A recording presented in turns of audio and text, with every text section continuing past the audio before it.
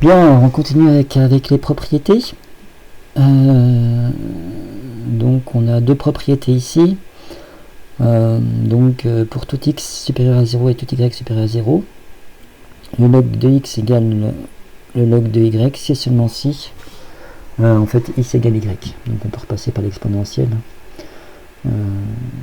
pour le démontrer. Et comme l'exponentielle est strictement croissante, on a aussi que le ln de x est strictement inférieur au log népérien de y si et seulement si x est inférieur à y, puisque la fonction exponentielle est strictement croissante sur R. Vous oubliez 0 plus infini, là c'est évidemment sur R qu'il faut lire. Par exemple, pour résoudre cette inéquation, on va s'en servir, le fait que l'exponentielle est strictement croissante sur R.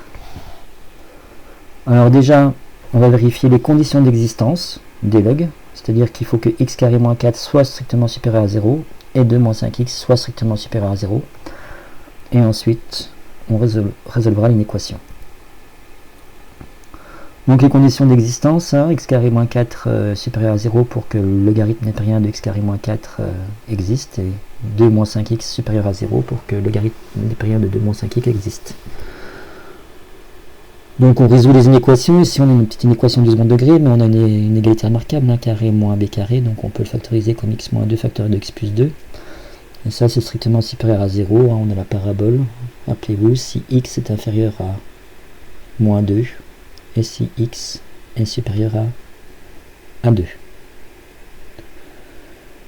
Et 2 moins 5x est strictement supérieur à 0, si et seulement si x est inférieur à 2 cinquièmes. Donc je vous laisse faire les petits calculs d'inégalité. Conclusion, il faut à la fois que x appartienne à cette réunion d'intervalles et à cet intervalle-là. Donc comme 2 cinquièmes est plus petit que 2, en fait, ici, x ne peut pas être plus grand que 2 cinquièmes, donc cet intervalle-là, on le supprime. Et x ne peut pas être entre moins 2 et 2 cinquièmes, d'après la première condition. Donc en fait, si on fait l'intersection de tout ça, il nous reste comme intervalle d'existence pour les deux logarithmes que moins l'infini moins 2. Donc ça, il faudrait que x appartienne à cet intervalle-là, quoi qu'on trouve, lorsqu'on va résoudre l'inéquation. Donc ça c'est premier travail, condition d'existence des logarithmes. Il y a déjà du boulot.